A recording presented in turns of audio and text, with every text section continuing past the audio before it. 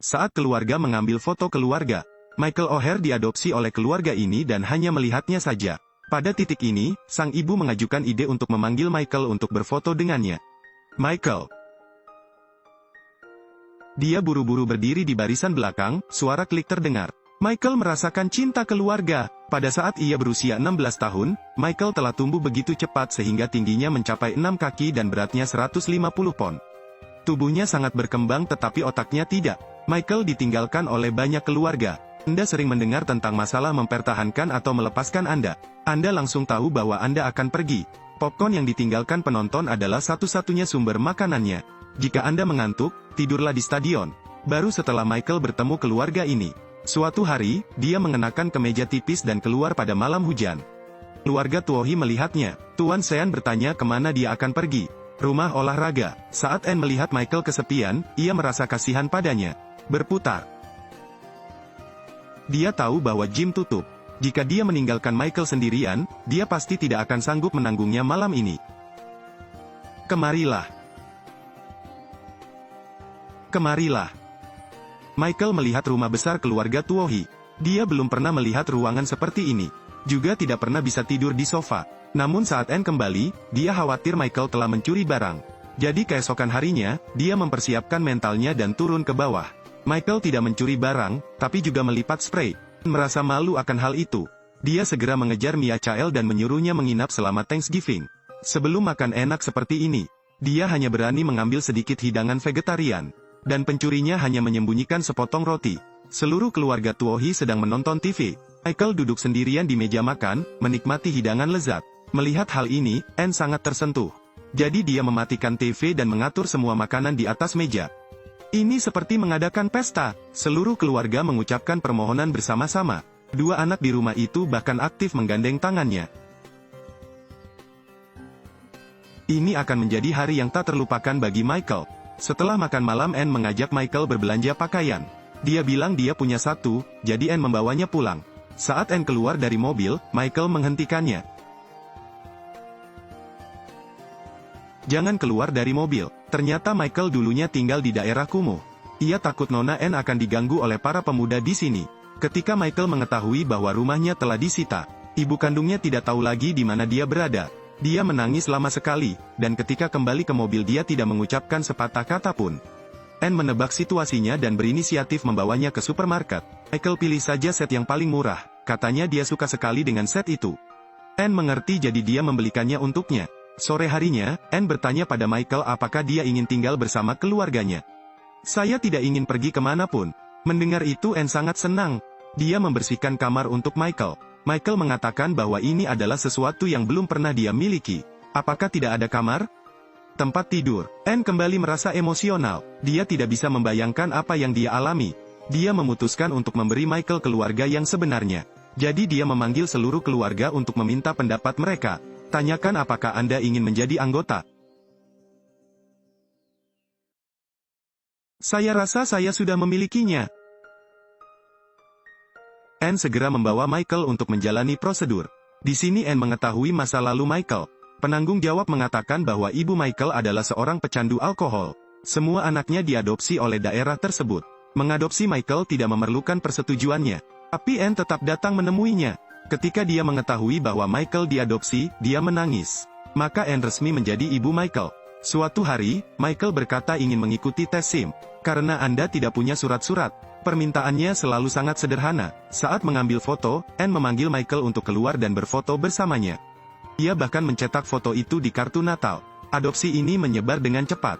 Ayah Anne juga mengingatkannya untuk berhati-hati terhadap orang kulit hitam. Bahkan teman-temanku pun mulai penasaran. Katakan apakah itu karena Anda berniat menggalang dana untuk amal atau tidak? Mereka ingin berinvestasi bersama. Bahkan ada yang khawatir dengan putri sulung Anne. Ini adalah pertama kalinya Anne melihat sifat mereka. Aku merasa malu pada kalian, gadis-gadis. Sesampainya di rumah, Anne menanyakan pendapat Putri Collins. Meskipun Collins tidak keberatan, dia tidak terlalu senang. Rumor tersebut sangat mempengaruhi Collins. Namun keesokan harinya Collins melihat Michael mendorong ayunan tersebut. Dia merasa Michael seharusnya diperlakukan lebih lembut oleh dunia ini. Agar tidak menimbulkan masalah, Michael menjaga jarak dari Collins. Tapi Collins tidak lagi peduli. Dia memberitahu seluruh dunia bahwa Michael adalah keluarganya. Ada apa? Semua orang harus duduk dan belajar bersama. Tak lama kemudian, Michael mendapatkan SIM-nya. Ayah Sean memberinya kejutan, sebuah mobil baru yang cantik. Adik laki-laki junior meminta Michael untuk mengajaknya keluar mencari udara segar. Di saat seperti ini sering terjadi kecelakaan. Anne berlari masuk dan beruntung junior tidak terluka parah. Polisi merasa sangat bingung. Biasanya, kantung udara pengaman akan keluar saat kecepatan melebihi 200 km per jam.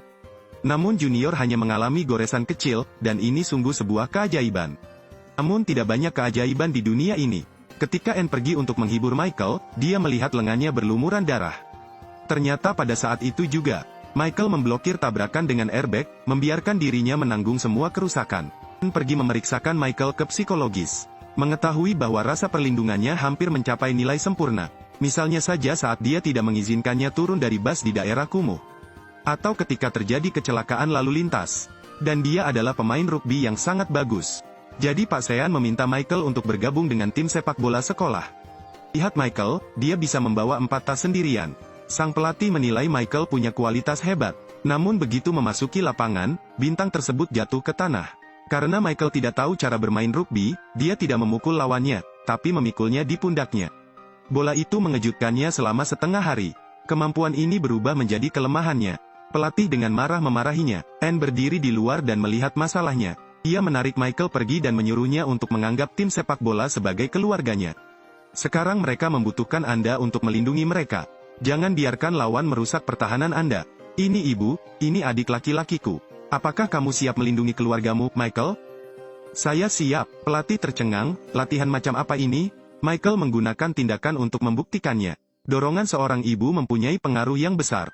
Cegah, majukan, terobosan. Berkat tubuhnya, Michael menguasai pertandingan. Sudah kubilang, kamu akan berterima kasih padaku. Michael juga resmi mengikuti kompetisi tersebut. Tapi ini pertama kalinya jadi Michael merasa tidak nyaman. Lawan-lawannya juga terus-menerus menantangnya. Anda tidak akan pernah bisa mencapai kondisi ideal Anda.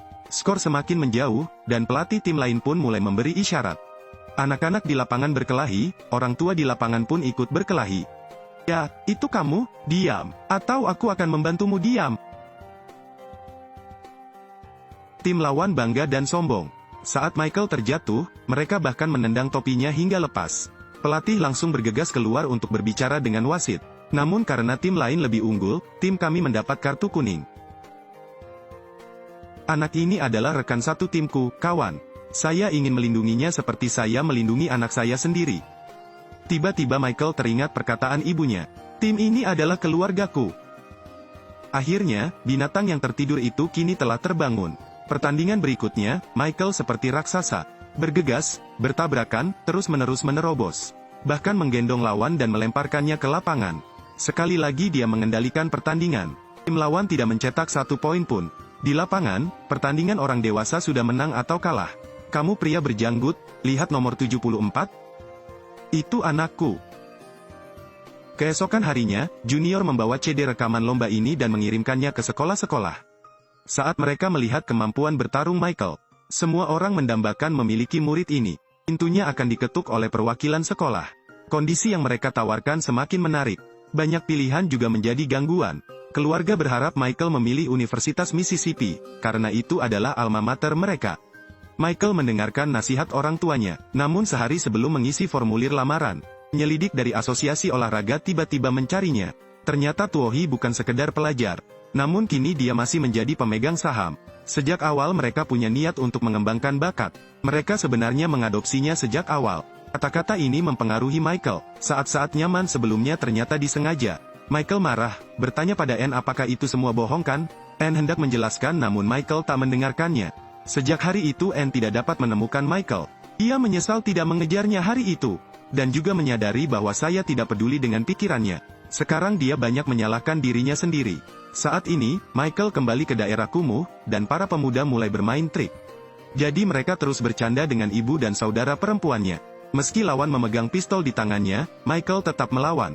Dia tidak mengizinkan siapapun menjelek-jelekkan keluarga ini. Mereka menjadi orang-orang yang ingin dilindungi Michael.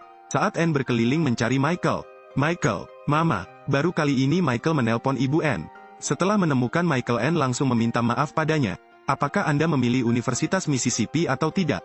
Apakah Anda bermain rugby di masa depan atau tidak, Anda tetaplah anak Nona Ann. Michael memutuskan untuk memilih sekolah Mississippi, tidak ada yang bisa menggoyahkannya lagi. Di hari pertama sekolah, Ann tak menunjukkan kegembiraan apapun. Bagaikan ibu yang mengantar anaknya ke sekolah, dia merasa bahagia sekaligus tidak berdaya. Namun Michael memahami pikiran ibunya, dengan lembut dia mengetuk kaca jendela mobil. Aku ingin pelukan. Film berakhir, selamat tinggal dan sampai jumpa lagi.